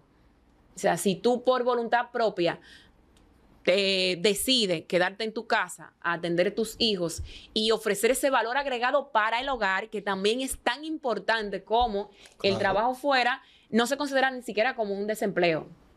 Simplemente se considera una persona que no está activa y que decidió ocuparse en el trabajo no remunerado. Hay un reto importante, la ONE quiere medir lo que es la encuesta de uso del tiempo. Es una encuesta muy interesante, buenísima, que de hecho ya en la región, en la mayoría de los países de la región se ha levantado y que trata de medir el tiempo que dedican las personas a cada una de las actividades. Y algo que se quiere medir a través de esa encuesta y que permite medir es el trabajo precisamente no remunerado, que hace un aporte, tal vez no monetario, pero hace un aporte al PIB. Porque, ¿qué sucede? Si tú tienes una persona que cuando tú llegas ya está todo cocinado, planchado, ama de casa, administra el hogar, eso tiene un valor agregado. Entonces, ese valor agregado se puede medir. Y hay países que han hecho ejercicio de cuánto es el porcentaje en términos de Producto Interno Bruto de ese trabajo no remunerado. Porque eso es una descarga para el que tiene que salir a trabajar. Claro. Por ejemplo, damos nosotros, los esclavos, que luego de que salimos a trabajar, tenemos que llegar a la casa a hacer tareas. Y tenemos esa doble carga. Entonces, otro dato interesante que ofrece la metodología Nini es que el 21.9% de los Nini son jóvenes, entre 20 y 24 años. Es decir, que la tasa más alta de personas Nini son jóvenes. Y eso también es un dato muy interesante. Y de esos, el 18.9% se encuentran en zona urbana y el 17.4% en zona rural. Ahí el fenómeno inverso. La población que se encuentra en zona urbana tiene un alto porcentaje de ninis que los que están en zona rural. Y obviamente, cuando lo vemos por nivel educativo, es muy interesante porque los que tienen un nivel educativo superior apenas tienen un 5.3% y la mayor porcentaje se encuentran en personas que solamente tienen el nivel primario o ningún nivel. Claro, hace sentido. Entonces, hay una correlación entre el nivel educativo y los Nini. Entonces, fomentar, ¿verdad? La educación. La educación y sobre todo evitar la deserción escolar, creo que puede ser un factor muy importante para atacar los ninis. Me pareció muy interesante. Ni estudian, ni trabajan, ni se forman. Qué bueno que están midiendo eso también. ¿Sabes qué? Me surge una pregunta. Escuchándote hablar acerca del trabajo no remunerado, entiendo igual que tú que de cierta forma tiene un impacto indirecto en la economía, aunque no sea directo, ¿no? Pero entonces, esta persona, escuché que mencionaste de que precisamente por eso no se considera como desempleo per se, pero lo toman en cuenta para el cálculo de los ninis, o sea, lo introducen a estas personas en la población nini, la que tienen trabajos no remunerados. Sí, porque no están dentro de esos renglones. Okay. No están trabajando. Cuando se habla de trabajo, se habla del trabajo remunerado. Okay. No están estudiando ni se están capacitando, sino que están dedicados al cuidado. Okay, la metodología ofrece también ese detalle. Es un poco más amplia. De hecho, le estoy promocionando porque no corresponde a mi área. Yo pertenezco a la Dirección de Estadística Económica. Los dueños de esa metodología se hacen en combinación con la Dirección de Censos y Encuestas y la Dirección de Normativa. Así que si me equivoco en algo, ya saben, pueden consultar la metodología y ver de qué se trata. Es muy interesante y es novedoso. Se hizo con la encuesta del 2022 y creo que se va a repetir en otro momento y ofrece una radiografía muy interesante sobre los ninis en el país. O sea, que tú digas que 300,000 y pico de personas, ¿verdad? No. Ni estudian, ni trabajan, ni se están formando. Eso es importante. Sí, es importante. Perla, los registros en encuestas laborales permiten mapear demandas de habilidades, identificar sectores y población vulnerables. ¿Qué deberían hacer las instituciones con los datos que ustedes producen? ¿O cómo puede el Estado usar estos datos de la ONE para diseñar programas que conecten mejor con la educación en el mercado laboral? Muy buena pregunta. De hecho, producimos, ¿verdad?, información para el Estado, para el sector privado y para la sociedad en sentido general. ¿Cómo pueden utilizar nuestros datos? Tenemos diferentes modalidades. Todo está prácticamente en nuestra página web de la Oficina Nacional de Estadística. La puede buscar ponen Oficina Nacional de Estadística y le sale el enlace a la página. Y las estadísticas están, de hecho, clasificadas según temáticas. Estadísticas empresariales, estadísticas demográficas, estadísticas económicas, censos y encuestas de poblaciones y demás. En este sentido, nosotros tenemos mucha cercanía con las instituciones. Recuerden que la labor de la ONE no solamente es producir información, sino coordinar el sistema estadístico nacional. De hecho, ofrecemos capacitación en materia de fortalecimiento estadístico a las instituciones que pertenecen al CEN. Y dentro de esas capacitaciones también orientamos a las instituciones de qué datos producimos. De hecho, dentro del proceso estadístico existen etapas. Y una de las principales etapas, o la primera etapa, es identificación de necesidades. Antes de nosotros lanzar un producto o realizar una medición, lo primero que identificamos cuáles son las demandas y las necesidades. Y con eso se mapea las instituciones que pudieran estar demandando esa información, y de hecho tenemos cercanía desde el diseño de los productos. De nada a mí me vale invertir 30 millones en una encuesta, 15, 20 millones en una encuesta, en un levantamiento que no le interesa a nadie o que ninguna institución le está demandando. Así es. Entonces, para hacer eficiente el uso de los recursos, que por cierto, tenemos un presupuesto muy limitado, hacemos muchas cosas con poco presupuesto, lo que hacemos es lo siguiente. Identificamos una problemática, nos acercamos a las instituciones o a los sectores, porque también tenemos acuerdo con el sector privado, y construimos un producto. Por ejemplo, la encuesta nacional de innovación, que se va a levantar el año que viene, está dentro de la Política Nacional de Innovación. Y dentro de la Política Nacional de Innovación dice que es responsabilidad de la ONE. Entonces, ¿qué hacemos? Que para la construcción del cuestionario, por ejemplo, el que se hizo en el 2022, se hizo en conjunto con Agenda Digital, con la OTI, con el Ministerio de Economía en ese momento, con la MESID, que de hecho financió una parte de la encuesta, y todos los actores estaban involucrados en lo que se iba a medir, y de hecho luego en el resultado final se hizo un evento donde se socializó con todas las instituciones. ¿Por qué? Porque ellos son los que van a hacer políticas públicas con esa información. Igualmente, el directorio de empresas tiene su demanda, las instituciones saben que existe el directorio de empresas. Por ejemplo, ayer estábamos en una actividad de ACOPROVI porque tenemos acuerdo con el tema del registro de oferta e edificaciones, que ellos demandan esa información, el MIBET demanda esa información, que es el Ministerio de la Vivienda, y ya nosotros tenemos identificado esos demandantes. Es decir, que las instituciones tienen acceso desde la página web, tenemos acuerdos de compartir información con muchas de ellas, y ellas pueden servirse de eso para políticas públicas. Y la público general, recibimos por acceso a la información constantemente solicitudes de información, por ejemplo, para investigación académica, de consultores, de empresas privadas, y nosotros siempre damos respuesta. Tenemos, según la ley, 15 días para responder, pero siempre respondemos antes. Excelente, excelente. Es bueno saber que la ONE, entonces, está siendo proactiva en sus acciones y no reactiva, y no solo brindando datos, sino también creando la plataforma para que se pueda hacer algo con estos datos, ¿verdad? Y mejorar el país mediante políticas públicas. Mira, quisiera hablarte acerca ahora de lo que es la migración en cuanto a el desempleo y los jóvenes. Sabe que la búsqueda de mejores ingresos y trayectorias empuja a jóvenes calificados a migrar. Esto realmente puede aliviar presiones locales vía remesas y demás, pero la realidad es que resta talento al tejido productivo. Entonces, ¿qué opinan los datos sobre la migración juvenil por razones de empleo? Sí, mira, de manera oficial no tenemos información.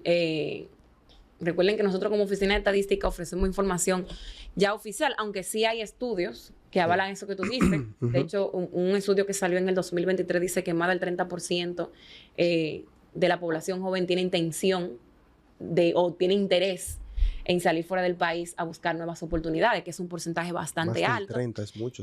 No tenemos información porque todavía no hemos integrado ese tipo de preguntas a nuestras encuestas. Creo que es una buena oportunidad para medir. Ya desde las encuestas de población, yo mido empresa y actividad económica. Claro. Sería una buena pregunta tal vez para una encuesta como la NSFT o una encuesta de hogar. Pero entiendo que existe reto y que otros estudios validan que efectivamente hay un alto porcentaje de la población dominicana que quiere emigrar. Ojo, no necesariamente esa migración se da por falta de oportunidad en el país. El mismo hecho que tengamos una alta población en el exterior, también incentiva eso. Nosotros tenemos familias completas allá. Y eso genera cierto atractivo, claro, para el que se queda aquí. Ok, mi mamá, mi papá, mis abuelos están en Estados Unidos, entonces cuando yo cumpla la mayoría de edad, me voy para allá. o necesito que me pidan. Hay que decir la verdad y es que tenemos una muy buena presencia, sobre todo en Estados Unidos. Y eso es algo que nosotros vivimos con eso y el aporte que tiene la remesa al PIB es bastante considerable. Así es. De hecho, mueve la economía. Sí. Bien, Perla, desde la ONE, ¿qué indicadores recomienda priorizar para que las políticas públicas sean más efectivas? Sí, yo creo que primero sería ver todo lo que tenemos, porque hay mucha información, hay muchos indicadores. Cada indicador apunta a una política pública. Nosotros realmente no priorizamos estadística, vemos lo que el Estado prioriza como plan. El Estado tiene un plan y el Estado tiene una estrategia. Por ejemplo, está la estrategia de desarrollo 2030. Esa estrategia de desarrollo tiene unas políticas y unas acciones definidas.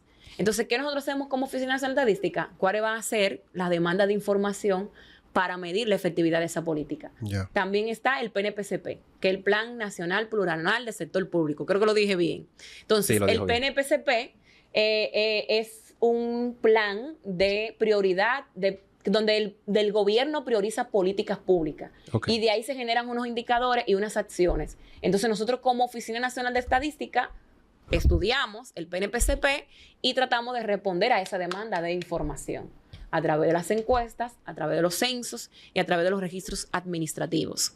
Igual, existen demandas, por ejemplo, del Poder Legislativo. En días recientes se lanzó, el presidente lanzó lo que es el programa Hambre Cero, donde dijo que parte de las metas del 2028 era que él tenía como meta reducir a hambre cero el país.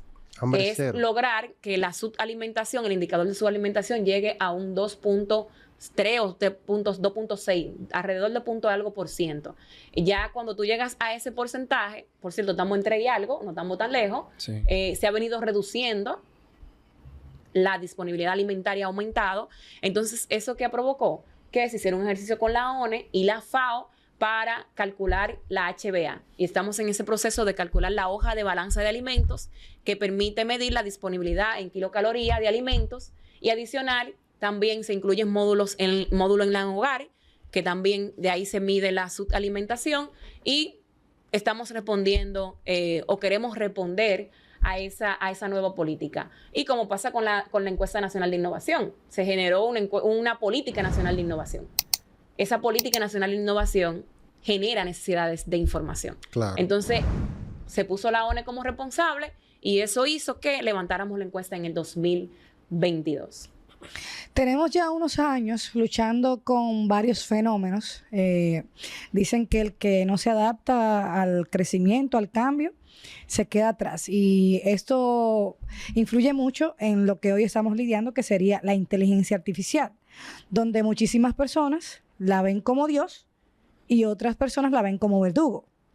Entonces, estudios regionales estiman que alrededor de 1/3 de los empleos está expuesto a la IA generativa y solo una fracción pequeña sería automatizable por completo, mientras una porción mucho mayor podría aumentar su productividad en República Dominicana.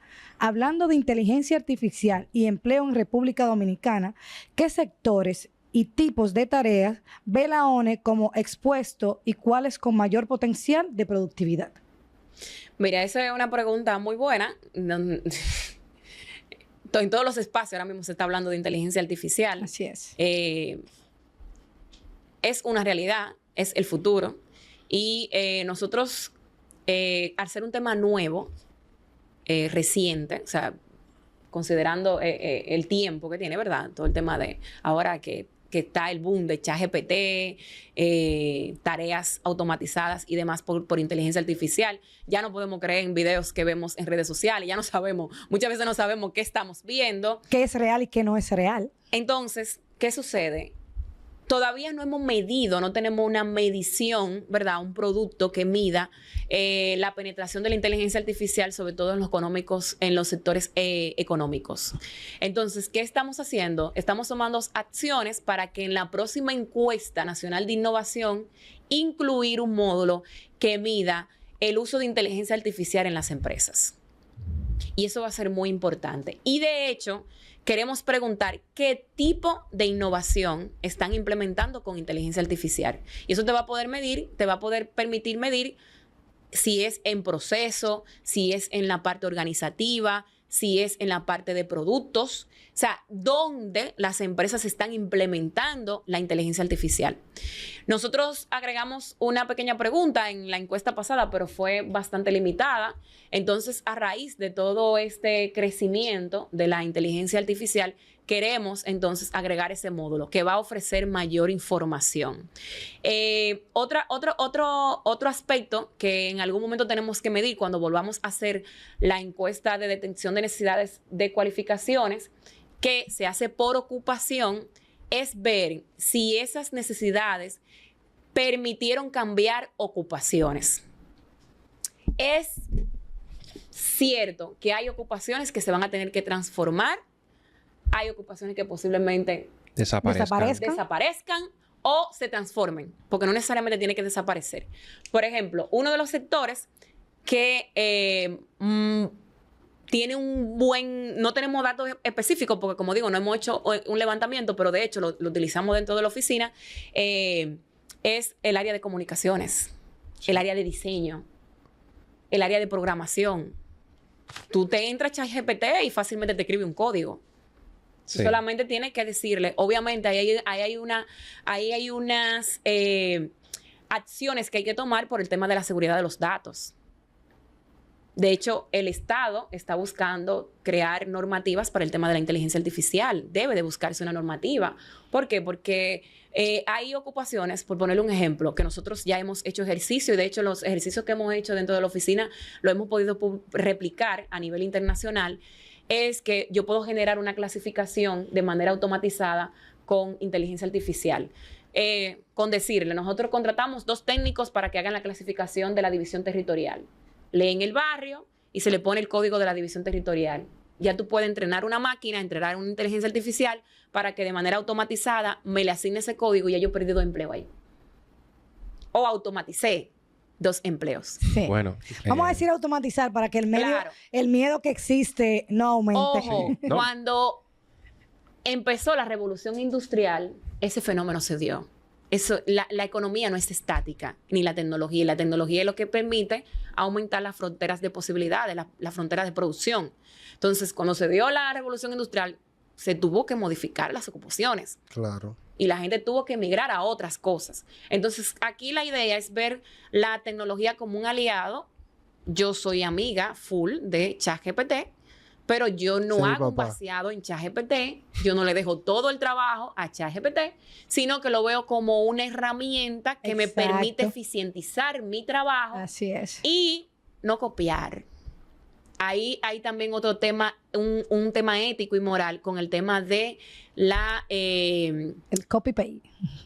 Sí, pero el derecho de autor, el derecho intelectual.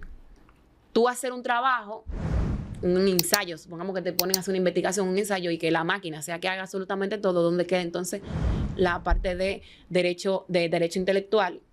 Es sumamente difícil. Entonces, utilizarlo como una herramienta de apoyo, no como una herramienta que va a hacer tu trabajo. Sí. Que te va a sustituir por completo. Yo sumaría eso, y que ya he visto personas que lo hacen, y es que ya te crean hasta un call center con inteligencia artificial.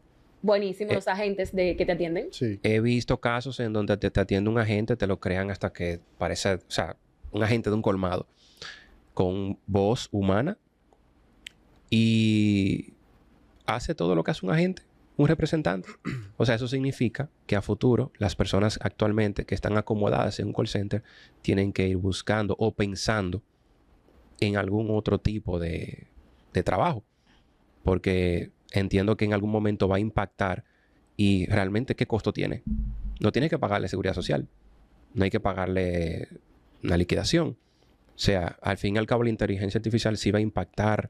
Desde mi punto de vista, lógicamente, va a impactar algunos trabajos de manera poderosa. Sí. Pero mira, yo entiendo, con el poco conocimiento que tengo y lo que he investigado acerca de estas conversaciones que se están dando a nivel mundial, porque esto es a nivel mundial, es más una transformación.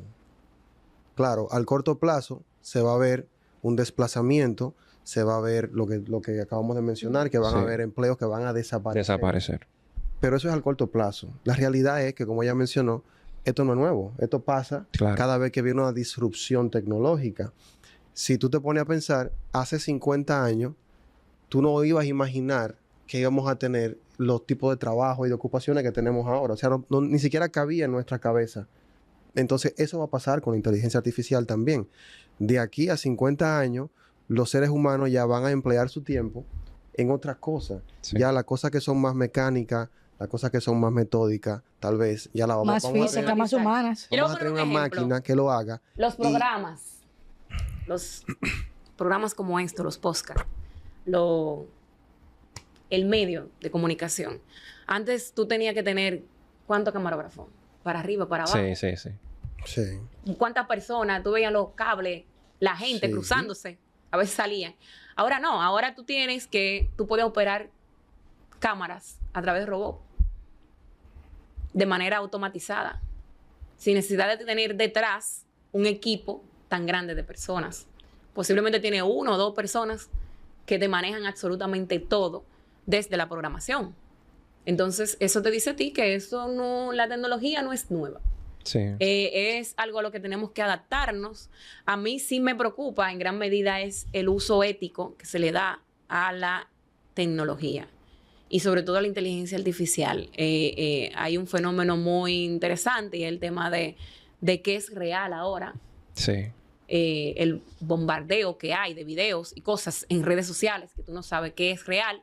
El tema de los trabajos, la autoría, quién lo hizo. Yo le estoy poniendo al final mi nombre, pero no necesariamente lo hice yo. El tema de la seguridad de los datos, eso es muy importante. ¿Por qué? Porque yo estoy introduciendo una cantidad de información a una máquina que es de uso general. Yo no sé a dónde va esa información.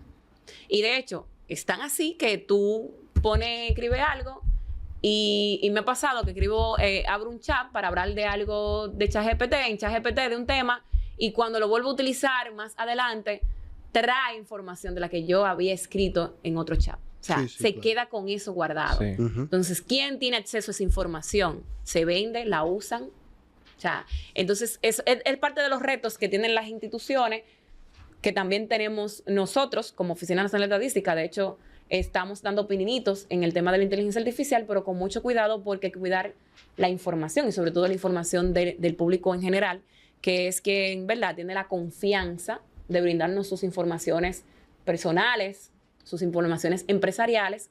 Tenemos que darle seguridad y resguardar esa información. Bien. Aquí tenemos otra pregunta que ya estamos casi cerrando. Y es que, ¿qué riesgos ve la ONE en la brecha digital para la equidad juvenil y cómo cerrarla sin dejar atrás a zonas y grupos vulnerables? Ya que, lógicamente, una persona que esté aquí en el Distrito Nacional va a tener una flexibilidad para tener acceso a conectividad y tecnología que no va a tener una persona que viva en la frontera. Excelente tema, Gregory. Sí. De hecho, qué bueno que lo menciona, ese tema de la conectividad, ¿verdad?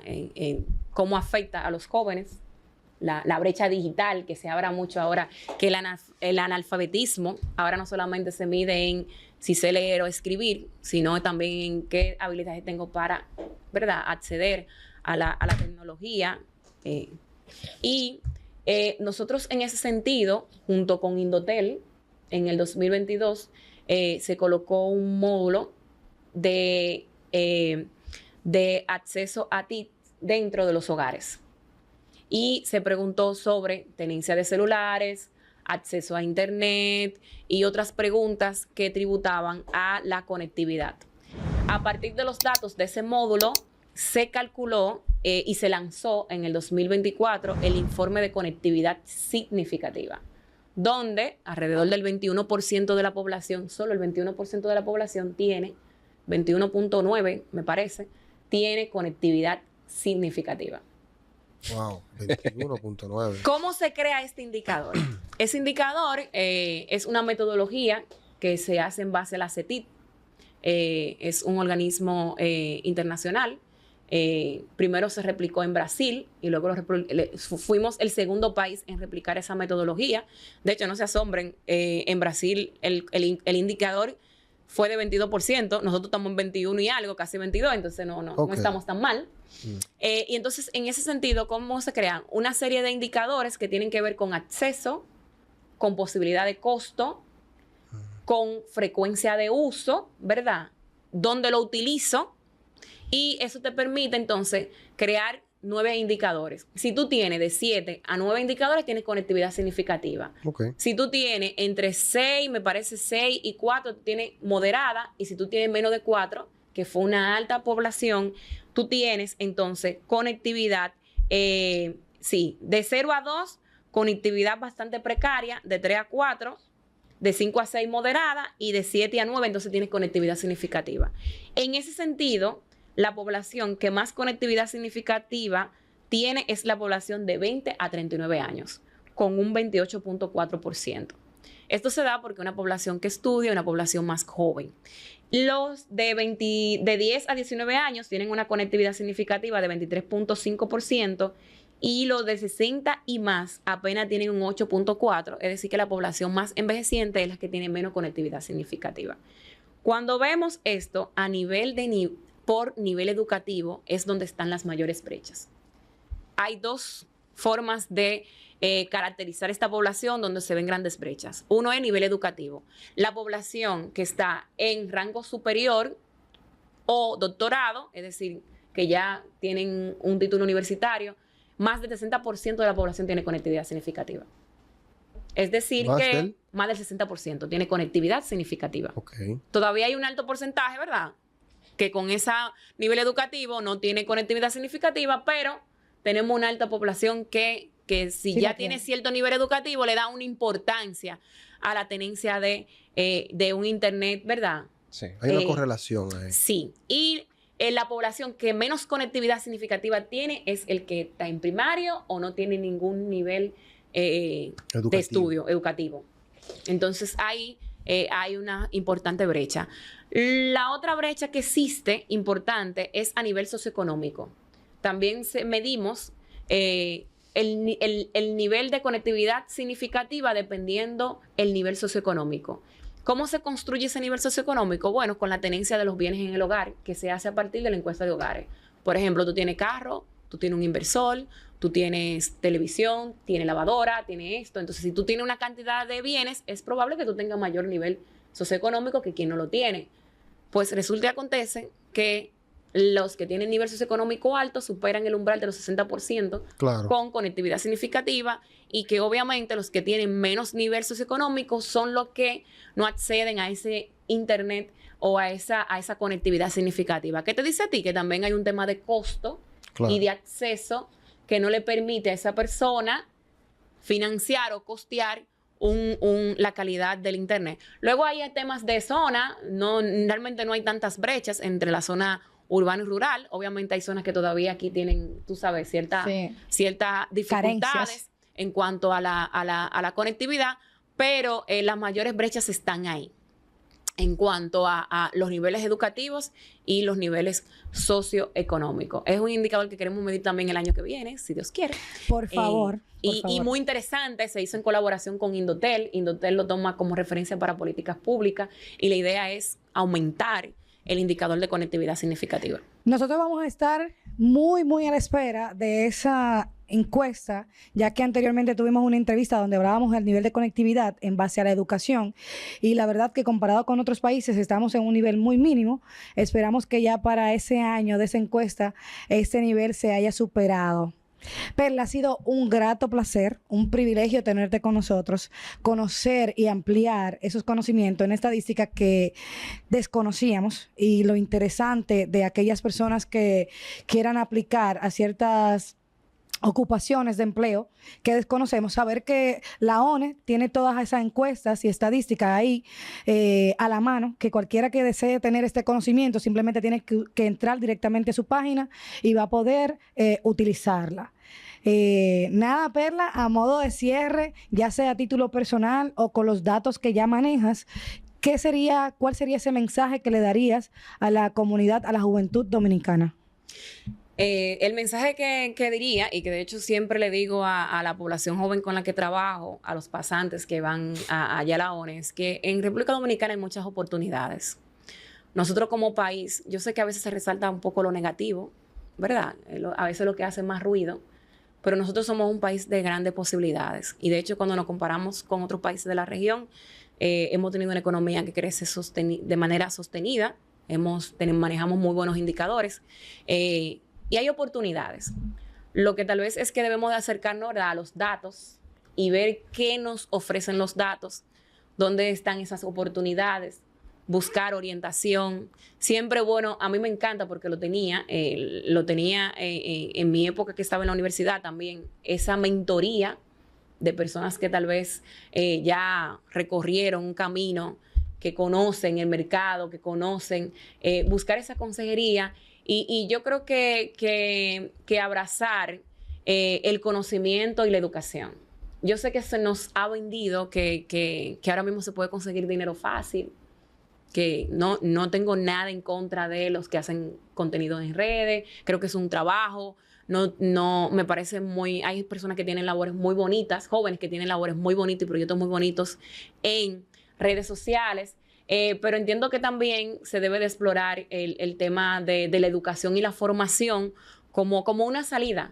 Y te lo digo yo, que soy una persona que vengo de Monteplata, que superé el umbral de mis padres, que pude romper una barrera, y esa barrera la pude romper gracias a la educación. Es mentira que el que estudia